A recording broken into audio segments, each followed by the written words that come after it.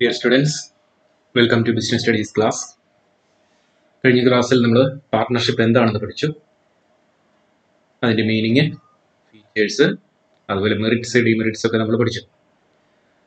Partnership എന്തായിരുന്നു? നമ്മൾ എന്താണ് പഠിച്ചത്? പാർട്ട്ണർഷിപ്പ് ആക്ട് അനുസരിച്ച് partnership is the relation between persons who have agreed to share profit of a business carried on by all or any of them acting for all. ഇതാണ് പാർട്ട്ണർഷിപ്പിന്റെ definition. രണ്ട് പേര് തമ്മിലുള്ള ഒരു റിലേഷനാണ്.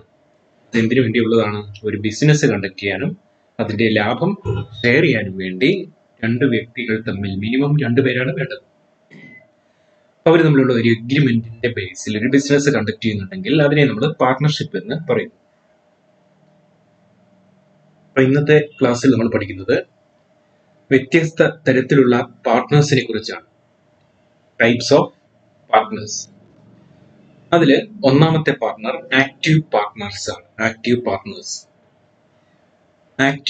Partner contributes capital. They participate in the management of the business. They share the profits and losses of the business, and they are liable to third parties in an unlimited manner. അവർ capital contribute ചെയ്യുന്നുണ്ട്, മാനേജ്മെന്റിൽ participate ചെയ്യുന്നുണ്ട്, അവർ പ്രോഫിറ്റും ലോസും share ചെയ്യുന്നുണ്ട്, അവർക്ക് unlimited liability ഉണ്ട്. ഇത്തരത്തിലുള്ള ഒരു സാധാരണ പാർട്ട്ണറെ നമുക്ക് ആക്റ്റീവ് പാർട്ട്ണർ എന്ന് പറയും. Okay. Second, sleeping or dormant partner. Sleeping partner എന്ന് പറയുമ്പോൾ എപ്പോഴും ബിസിനസ്സിൽ വന്ന് ഉറങ്ങിക്കൊണ്ടിരിക്കുന്ന ഒരാൾ എന്ന അർത്ഥത്തിലല്ല. സ്ലീപ്പിംഗ് പാർട്ട്ണർ, ഇവിടെ നിങ്ങൾ ചിത്രത്തിൽ കാണുന്നുണ്ട്, ഒരാൾ കിടന്ന് ഉറങ്ങുന്നുണ്ട് അല്ലെ? അപ്പോൾ ഉറങ്ങുന്നു എന്ന അർത്ഥത്തിലല്ല. സ്ലീപ്പിംഗ് ഓർ ഡോർമെന്റ് പാർട്ട്ണർ എന്ന് പറയുന്നത് they do not take part in the day-to-day activities. ബിസിനസിന്റെ ദൈനംദിന പ്രവർത്തനങ്ങളിൽ അവർ ഏർപ്പെടുന്നില്ല എന്ന് മാത്രമേ അർത്ഥമുള്ളൂ. ഓക്കെ. അതുകൊണ്ടാണ് അവരെ സ്ലീപ്പിംഗ് പാർട്ട്ണർ എന്ന് പറയുന്നത്. അവർ ക്യാപിറ്റൽ കോൺട്രിബ്യൂട്ട് ചെയ്യുന്നുണ്ട്, പ്രോഫിറ്റും ലോസും ഷെയർ ചെയ്യുന്നുണ്ട്, അവർക്ക് അൺലിമിറ്റഡ് ലയബിലിറ്റി ഉണ്ട്. But they do not take part in the management of the business.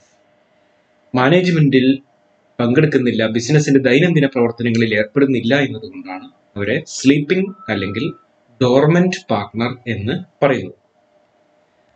മൂന്നാമത്തെ കൂട്ടരാണ് സീക്രട്ട് പാർട്ട്ണർ. സീക്രട്ട് പാർട്ട്ണറും നമ്മൾ ആക്റ്റീവ് പാർട്ട്ണറുടെ കേസ് പറഞ്ഞതുപോലെ തന്നെ they are active, they contribute capital, they take part in the management of the business, they share profits and losses, and they have unlimited liability also.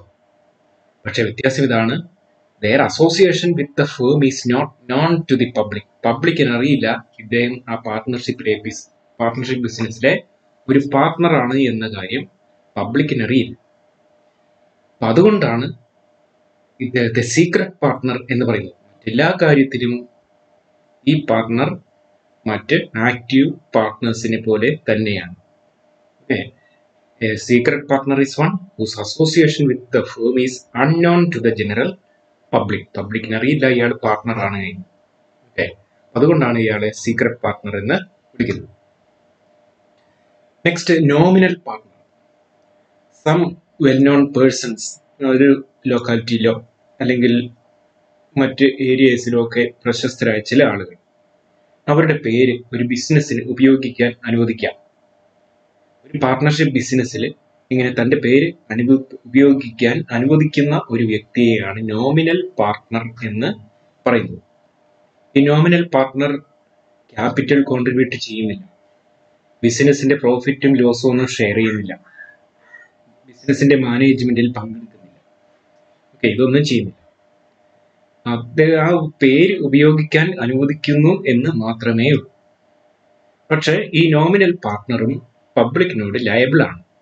He is liable like other partners to the third parties. Unlimited liability ഉണ്ട്. Okay. Nominal partner allows the use of his name by a firm, and that does not contribute to its capital. He does not take part in the management of the firm and does not share profit or losses of the business.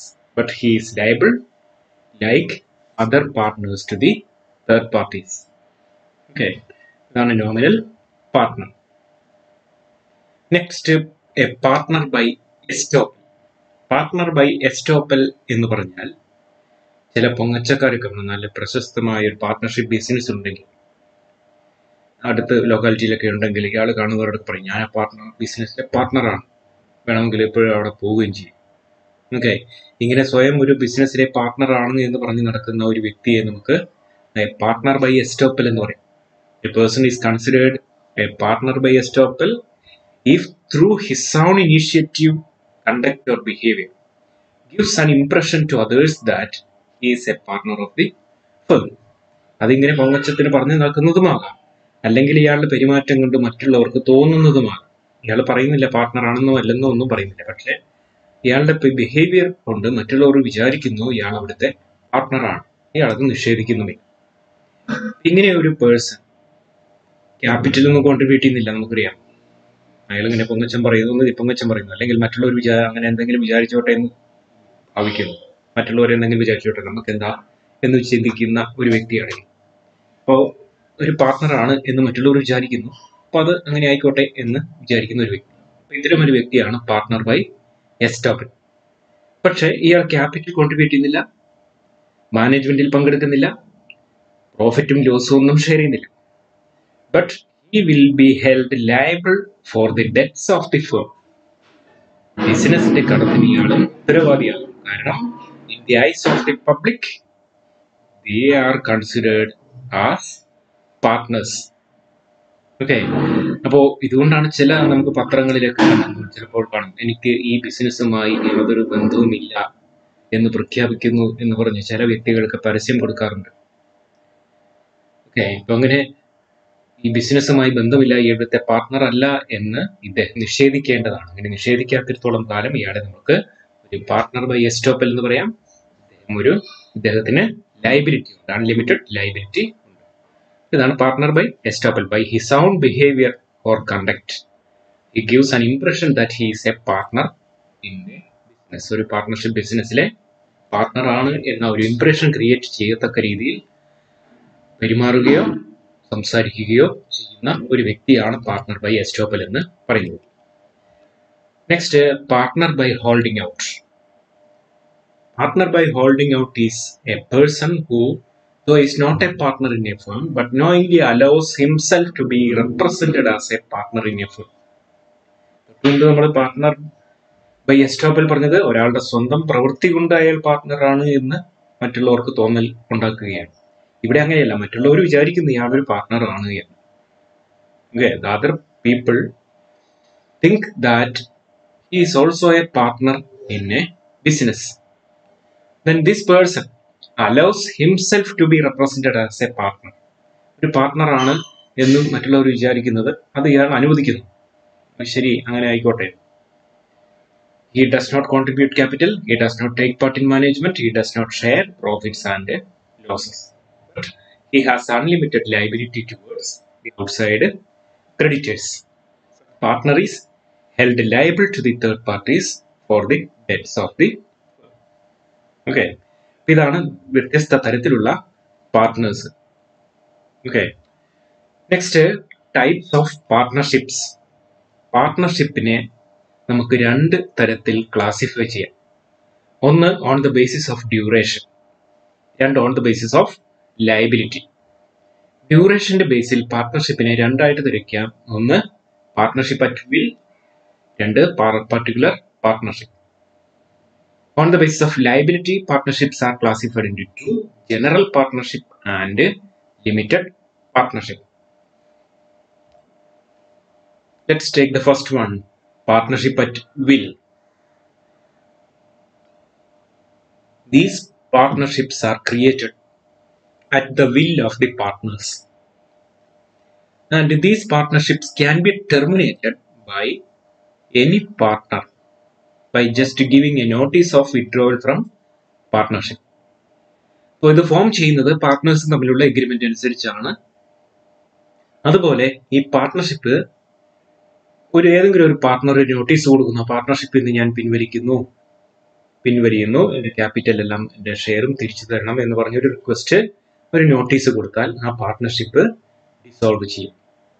ഇങ്ങനെ partnership പാർട്ട്നേഴ്സിന്റെ will അനുസരിച്ച് നിലനിൽക്കുന്ന ഒരു പാർട്ട്ണർഷിപ്പാണ് partnership at will. Second, particular partnership. ഒരു ഉദാഹരണത്തിന് നമ്മളൊരു bridge construction 2 കോൺട്രാക്ടർമാർ ചേർന്ന് ഏറ്റെടുക്കുന്നു എന്ന് വിചാരിക്കുക. ആ ബ്രിഡ്ജ് കൺസ്ട്രക്ഷന് വേണ്ടി അവരൊരു പാർട്ട്ണർഷിപ്പ് ഫോം ചെയ്യുന്നു.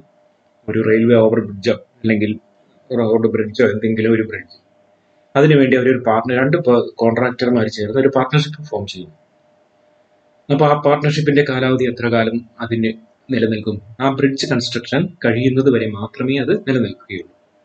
അപ്പോൾ ഒരു പർട്ടിക്കുലർ പർപ്പസിന് വേണ്ടി or for the accomplishment of a particular project, partnerships may be created. Okay, once these projects are completed, the partnership will be terminated. Okay, ഇത്തരത്തിലുള്ള പാർട്ട്ണർഷിപ്പിനെയാണ് പർട്ടിക്കുലർ പാർട്ട്ണർഷിപ്പ് എന്ന് പറയുന്നത്. Next, general partnership. In general partnership, the liability of partners is unlimited. General പാർട്ട്ണർഷിപ്പിലെ പാർട്ട്നേഴ്സിന്റെ liability unlimited ആണ്. അതുപോലെ they have joint and several liability. നേരത്തെ limitation പറഞ്ഞപ്പോൾ നിങ്ങളോട് പറഞ്ഞിരുന്നത് എന്താണ് ജോയിന്റ് ലയബിലിറ്റി, എന്താണ് സെവറൽ ലയബിലിറ്റി.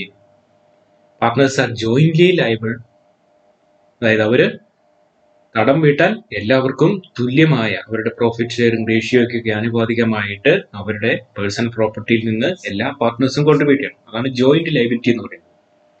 എല്ലാവർക്കും ലയബിലിറ്റി ഉണ്ട്. സെവറൽ ലയബിലിറ്റി എന്ന് പറഞ്ഞാൽ ബാങ്കിന് ഏതെങ്കിലും ഒരു പാർട്ട്ണറുടെ സ്വത്തിൽ നിന്ന് ഈ കടം ഈടാക്കാം. ഓക്കെ, അതാണ് സെവറൽ ലയബിലിറ്റി എന്ന് പറയുന്നത്. അത് പ്രോഫിറ്റ് ഷെയറിംഗ് റേഷ്യോയിൽ തന്നെ ഡിവൈഡ് ചെയ്ത് അവരുടെ എല്ലാ പാർട്ട്നേഴ്സിന്റെയും പേഴ്സണൽ പ്രോപ്പർട്ടിയിൽ നിന്ന് പിടിക്കണമെന്ന് നിർബന്ധമില്ല. ഏതെങ്കിലും ഒരു പാർട്ട്ണറുടെ മുഴുവൻ സ്വത്തും ബാങ്കിന് ജപ്തി ചെയ്യാൻ കഴിയും. അതാണ് സെവറൽ ലയബിലിറ്റി എന്ന് പറയുന്നത്.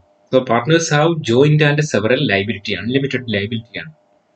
The partners can take part in the management of the business and their acts are binding on each other. പരസ്പരം ബൈൻഡിങ് ആണ് അവരുടെ പ്രവൃത്തികൾ, അവരുടെ തീരുമാനങ്ങൾ.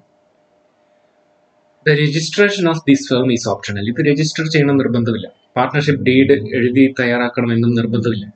Oral agreement is enough for conduct starting and operating A general partnership.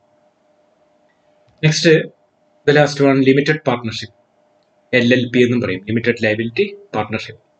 In limited liability partnership, the one partner will have unlimited liability, whereas the rest may have limited liability. ഒരു പാർട്ട്ണറുടെ liability മാത്രം unlimited ആയിരിക്കും. At least one എന്നാണ് പറയുന്നത്. ഒരു പാർട്ട്ണറുടെ എങ്കിലും liability unlimited ആയിരിക്കും. ബാക്കി എല്ലാ പാർട്ട്നേഴ്സിന്റെയും ലയബിലിറ്റി ലിമിറ്റഡ് ആകാം. Such partnership is not terminated by the death, insolvency or lunacy of limited partners. A limited partners in the death, insolvency or lunacy എന്ത് സംഭവിച്ചാലും that will not affect the continuity of the partnership. Okay, പക്ഷെ unlimited പാർട്ട്നേഴ്സിനാണ് സംഭവിക്കുന്നതെങ്കിൽ partnership terminate ചെയ്യും. Limited പാർട്ട്നേഴ്സിന് എന്ത് സംഭവിച്ചാലും partnership continue ചെയ്യും. Partnership will not be terminated. Limited പാർട്ട്ണർഷിപ്പിന് ആ പാർട്ട്ണർഷിപ്പിന്റെ മാനേജ്മെന്റിൽ പങ്കെടുക്കാൻ റൈറ്റ് ഇല്ല.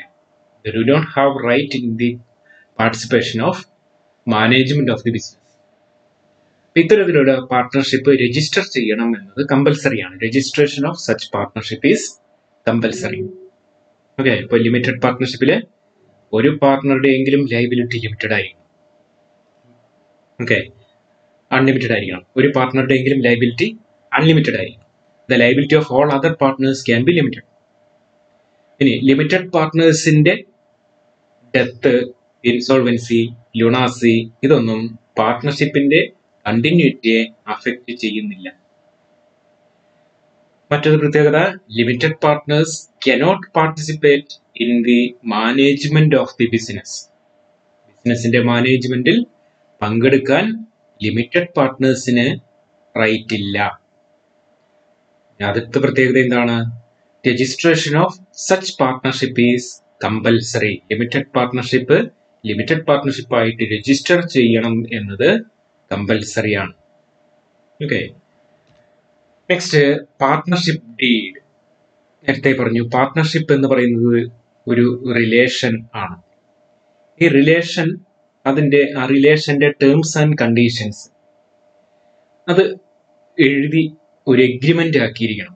എഗ്രിമെന്റ് ആക്കുന്നതാണ് it is preferable to have a written agreement. അല്ലെങ്കിൽ എന്താണ് പ്രശ്നം? നമ്മൾ വാക്കാൽ പറയുന്നത് എപ്പോൾ വേണമെങ്കിലും വാക്ക് മാറാം. അങ്ങനെ ഒരാൾ വാക്ക് മാറിക്കഴിഞ്ഞാൽ ബിസിനസ്സിൽ അത് കോൺഫ്ലിക്റ്റിന് കാരണമാകും. ചിലപ്പോൾ ആ പാർട്ട്ണർഷിപ്പ് തന്നെ ടെർമിനേറ്റ് ചെയ്യേണ്ട ഒരു സിറ്റുവേഷനിലേക്ക് വരും. സോ അതിനൊരു സൊല്യൂഷൻ എന്താണോ എഗ്രിമെന്റ് അതൊന്ന് എഴുതി ഒരു മുദ്രപത്രത്തിൽ എഴുതി ടേംസ് ആൻഡ് കണ്ടീഷൻസ് ഒക്കെ എഴുതി തയ്യാറാക്കുക. അങ്ങനെ എഴുതി തയ്യാറാക്കുന്ന ഒരു റിട്ടൺ എഗ്രിമെന്റിനെയാണ് പാർട്ട്ണർഷിപ്പ് ഡീഡ് എന്ന് പറയുന്നത്. ഫ്യൂച്ചർ കോൺഫ്ലിക്റ്റ് ഒഴിവാക്കുന്നതിന് വേണ്ടിയാണ് ഈ റിട്ടൺ എഗ്രിമെന്റ് തയ്യാറാക്കുന്നത്. ഓക്കെ, പാർട്ട്ണർഷിപ്പിൽ വരാവുന്ന കോൺഫ്ലിക്റ്റുകൾ ഒഴിവാക്കുന്നതിന് വേണ്ടിയാണ് റിട്ടൺ എഗ്രിമെന്റ് വേണം എന്ന് പറയാനുള്ള ഒരു കാരണം. മറ്റൊന്ന്, ഒരു ലിമിറ്റഡ് പാർട്ട്ണർഷിപ്പ് ആയിട്ട് രജിസ്റ്റർ ചെയ്യണമെങ്കിൽ എന്ത് വേണം? റിട്ടൺ എഗ്രിമെന്റ് വേണം. ഓക്കെ, രജിസ്ട്രേഷന് വേണ്ട പ്രധാനപ്പെട്ട ഒരു ഡോക്യുമെന്റ് ആണ് partnership deed. So the written agreement that specifies the terms and conditions of partnership are termed as partnership deed. Partnership ഡീഡിൽ വേണ്ട കണ്ടന്റ്സ് എന്തൊക്കെയാണ് വിശദമായി നിങ്ങളുടെ ടെക്സ്റ്റിലുണ്ട്. അതെല്ലാം ഇവിടെ സൂചിപ്പിക്കുക പോസിബിൾ അല്ലാത്തതുകൊണ്ട് ഏതാനും ചില എക്സാമ്പിൾസ് മാത്രം ഇവിടെ കൊടുത്തിട്ടുണ്ട്. ഒന്ന്, വേണ്ടത് നെയിം ഓഫ് ദി ഫേം ആണ്. രണ്ട്, nature and location of business, ബിസിനസിന്റെ സ്വഭാവവും അതെവിടെയാണ് ബിസിനസ് എന്നതും. Duration of the business. Investment made by each partner, ഓരോ പാർട്ട്ണറുടെയും ഇൻവെസ്റ്റ്മെന്റ് എത്രയാണ്. Distribution of profits and losses, എങ്ങനെയാണ് അവർ ലാഭവും നഷ്ടവും ഒക്കെ വീതം വയ്ക്കാൻ പോകുന്നത്, അതിന്റെ റേഷ്യോ എത്രയാണ്. Duties and obligation of each partners. Interest on capital, interest on drawings, ഇങ്ങനെ കുറെ കണ്ടന്റ്സ് പാർട്ട്ണർഷിപ്പ് ഡീഡിന് ഉണ്ടായിരിക്കണം. ഓക്കെ, ഇങ്ങനെ എഴുതി തയ്യാറാക്കുന്ന ഒരു പാർട്ട്ണർഷിപ്പ് എഗ്രിമെന്റിനെ നമുക്ക് പാർട്ട്ണർഷിപ്പ് ഡീഡ് എന്ന് പറയാം. And the last one, registration of partnership. Partnership register ചെയ്യണം എന്ന് നിർബന്ധമില്ല. It's not compulsory that partnership should be registered. Limited partnership മാത്രമാണ് രജിസ്റ്റർ ചെയ്യണമെന്ന് കമ്പൽസറി ഉള്ളത്. But if willing, partners can register their partnership. അവർക്ക് ആഗ്രഹമുണ്ടെങ്കിൽ പാർട്ട്ണർഷിപ്പ് രജിസ്റ്റർ ചെയ്യാം. ഒരു രജിസ്റ്റേർഡ് ആയ പാർട്ട്ണർഷിപ്പിന് ചില പ്രിവിലേജസ് ഒക്കെ ഉണ്ട്. അപ്പൊ അത് പ്രിവിലേജസ് ഒക്കെ എൻജോയ് ചെയ്യണമെങ്കിൽ അത് രജിസ്റ്റർ ചെയ്യണം. ഇപ്പോൾ registration of partnership firm means entering the firm's name in the register of firms kept with the registrar of firms. Registrar of ഫേംസിന്റെ കയ്യിലുള്ള രജിസ്റ്റർ ഓഫ് ഫേംസിലെ പാർട്ട്ണർഷിപ്പിന്റെ ഫേം നെയിം എൻ്റർ ചെയ്യുന്നതിനാണ് രജിസ്ട്രേഷൻ എന്ന് പറയുന്നത്. So this provides a conclusive proof of existence of the partnership firm. Then the consequences of non-registration are as follows. Register ചെയ്തില്ലെങ്കിൽ എന്താണ് സംഭവിക്കുക? ഒന്നാമത്, a partner of unregistered firm cannot file suit against the firm or other partners. ഒരു unregistered firm ആണെങ്കിൽ ഒരു പാർട്ട്ണർക്ക് ആ partnership ഫേമിനെതിരെയോ മറ്റ് പാർട്ട്നേഴ്സിനെതിരെയോ പാർട്ട്ണർഷിപ്പിനെതിരെയോ ഒന്നും കേസ് കൊടുക്കാൻ കഴിയില്ല. Firm cannot file a suit against third parties. ആ ഫേമിന് തേർഡ് പാർട്ടിക്കെതിരെ കേസ് കൊടുക്കാൻ കഴിയില്ല. The firm cannot file a case against the partners. പാർട്ട്നേഴ്സിനെതിരെ കേസ് കൊടുക്കാൻ കഴിയില്ല. ഇതൊന്നും ചെയ്യാൻ കഴിയില്ല. Okay, so registration of partnership is optional. Register ചെയ്യണമെങ്കിൽ ഒന്ന് പാർട്ട്ണർഷിപ്പ് ഡീഡ് വേണം, അതിന്റെ ഫീസ് അടയ്ക്കണം, ഒരു ആപ്ലിക്കേഷൻ ഫില്ല് ചെയ്ത് രജിസ്ട്രാർക്ക് സബ്മിറ്റ് ചെയ്യണം. Okay, then registrar will enter the name of the firm in the register of firms. Okay, thank you students.